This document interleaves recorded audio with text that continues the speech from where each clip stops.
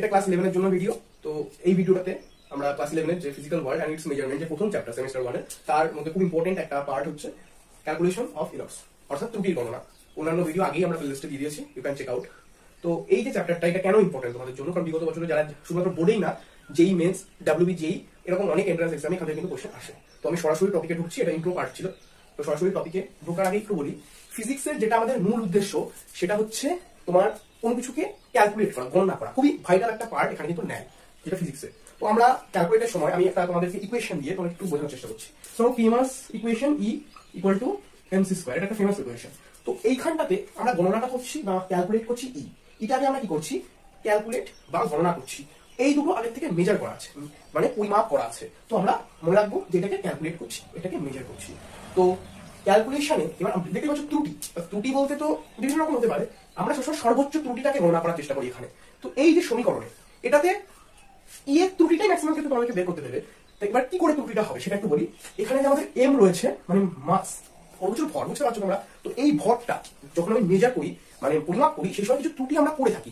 সেই ত্রুটিটা ই এর উপর একটা প্রভাব ফেলে, এবং ই যে আমাদের রাশিটা, তার মধ্যে কিছু ত্রুটি দেখা যায়। তেমনি সি মানে স্পিড অফ লাইট, ঠিক আছে? মানে এই যে আলোর বেগ, আলোর বেগের আমরা যখন আলোর বেগটা নির্ণয় করি, সেই ক্ষেত্রেও আমাদের কিন্তু একটা ত্রুটি হয়ে থাকে। এটা স্পিড অফ লাইট হবে, এটা ভেলোসিটি অফ লাইট, সেক্ষেত্রে আমাদের একটা ত্রুটি হয়ে থাকে। তো এই দুটো রাশির ত্রুটি, ভালো বুঝবে, এই দুটো রাশির ত্রুটি আমাদের এই যে রাশিটা, এর উপর কিন্তু একটা প্রভাব ফেলে, এবং এই রাশি গণনাতেও একটা ত্রুটি হয়। তো সেটাই হচ্ছে আমাদের ইয়র বেরোয়, সেটাই আমাদের ক্যালকুলেশনের মাধ্যমে বের করতে হবে যে সেই ত্রুটিটা কি।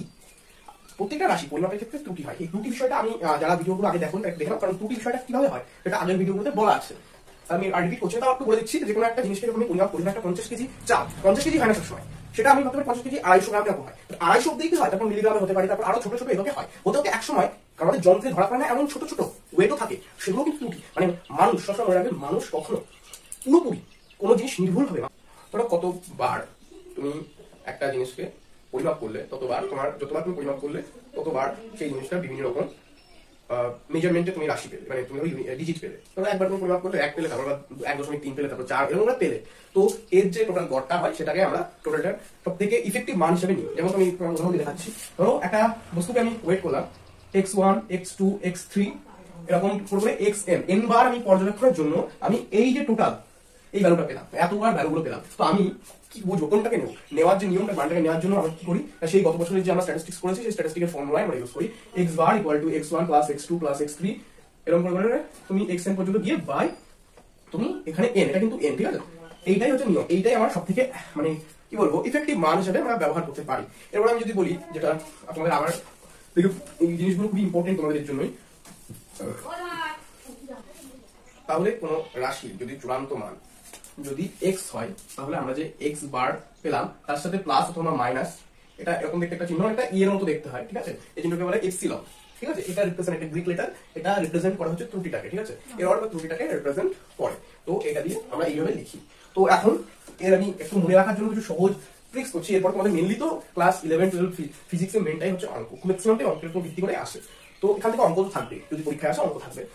এবার তোমাদেরকে দেখাবো হচ্ছে বিভিন্ন রকম টাইপের যে ম্যাথ বা নিউমেরিক্যালস গুলো আছে, তার জন্য আমাদের কিছু নিয়ম শিখতে হয়। এই ক্যালকুলেশন অফ এরর্স, এই অধ্যায়ে বেশ কিছু রকম নিয়ম আমাদেরকে শিখতে হয়। একটা সমীকরণ যোগ, বিয়োগ, গুণ, ভাগ বিভিন্ন আকারে থাকতে পারে। আমরা বিভিন্ন রকম উদাহরণের সাহায্যে বিষয়গুলোকে ক্লিয়ারলি ক্ল্যারিফাই করবো এবং বোঝার চেষ্টা করবো। যদি আমি x equal to a plus b এরকম লিখি, এটা যোগ আকারে থাকা একটা সমীকরণ। x এর একটা ত্রুটি থাকবে, b এর একটা ত্রুটি, a এর একটা ত্রুটি থাকবে, b এর একটা ত্রুটি থাকবে। a এর ত্রুটি ডেল্টা ই, b এর ত্রুটি ডেল্টা b, এগুলো আমি ধরছি।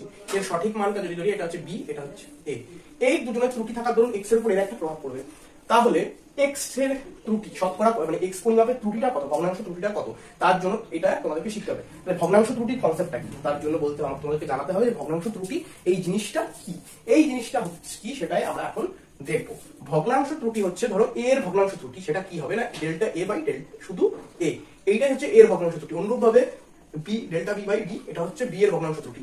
তাহলে এই x পরিমাপের ভগ্নাংশ ত্রুটিটা কি? তাহলে x পরিমাপের ভগ্নাংশ ত্রুটিটা হবে delta a plus delta b by a plus b।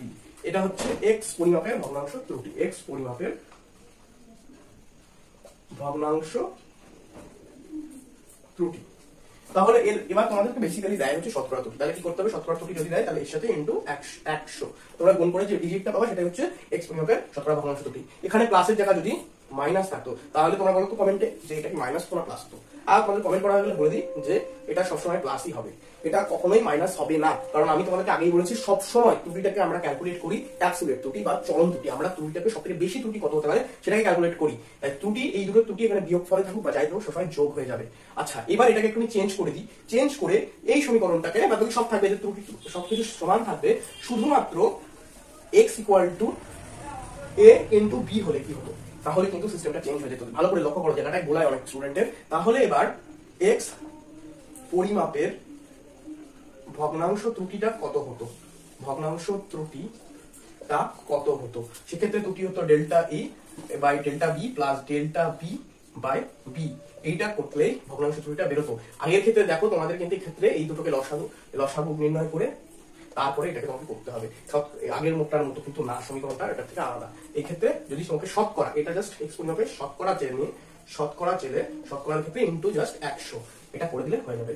ভাগের ক্ষেত্রেও একটা কথা বলে দিই, এটা যদি সমীকরণে ভাগ থাকে, সমীকরণে যদি ভাগ থাকে মাইন্ডেড, ভাগের ক্ষেত্রেও কিন্তু এই সেম নিয়মই অ্যাপ্লিকেবল হয়, এটা চেঞ্জ হয় না। তোমরা যদি দেখো ভাগের ক্ষেত্রে অন্যরকম হবে না, গুণ আর ভাগের ক্ষেত্রে এক, যেরকম যোগ আর বিয়োগের ক্ষেত্রে আমরা দেখেছি যে একরকম হয়, তো এরকমই এরকম ভাগের আর গুণের ক্ষেত্রেও একই রকম নিয়ম হয়। হ্যাঁ, এবার একটু মজার বা ইন্টারেস্টিং তোমাদের আছে, সেটা হচ্ছে ঘাত। যদি ঘাত থাকে, এটাই শেষ টাইপ তোমাদের জন্য, তোমাদের এছাড়া নেই। যদি ঘাত থাকে, ধরো এখানে a স্কয়ার বি কিউ থাকলো, এরকম তোমরা দেখেছো অনেকেই আছে, যেমন তোমাদের গত বছর ছিল h equal to i square R T, এক্ষেত্রে i স্কয়ার আছে। এই ধরনের ক্ষেত্রে কি হয় সেটা আমরা এবার দেখবো। তাহলে এই ক্ষেত্রে x পরিমাপের ভগ্নাংশ ত্রুটিটা কি হবে, অবশ্যই ডেল্টা a বাই a থাকবে plus delta B by B থাকবে। কিন্তু টুইস্টটা হচ্ছে এই যে ঘাতটা এখানে আছে এদের মাথায়, এটা এদের সামনে গুণ হয়ে যাবে, অর্থাৎ এর সাথে 2 গুণ হয়ে যাবে, এর সাথে 3 গুণ হয়ে যাবে। এইটাই হচ্ছে x পরিমাপের ভগ্নাংশ ত্রুটি। এবার যদি শতকরা যায়, সেই সেম 100 দিয়ে এটা গুণ হয়ে যাবে, এবং যেটা বেরোবে সেটাই হচ্ছে x পরিমাপের শতকরা ভগ্নাংশ ত্রুটি। এই ছিল তোমাদের বিভিন্ন রকম যে টাইপসের অঙ্ক তোমাদের থাকে। এই যে সিস্টেম, এই যে 5টা আমি নিয়ম দেখালাম, এই 5টা নিয়মের উপরেই কিন্তু সমস্ত অঙ্ক এসে থাকে। এবার আমরা পার্ট 2 তে কিছু নিউমেরিক্যালস, এই যে ক্যালকুলেশন অফ এরর্স, এখান থেকে কিছু নিউমেরিক্যালস প্র্যাকটিস করব। দেখা হচ্ছে পরের ভিডিওতে।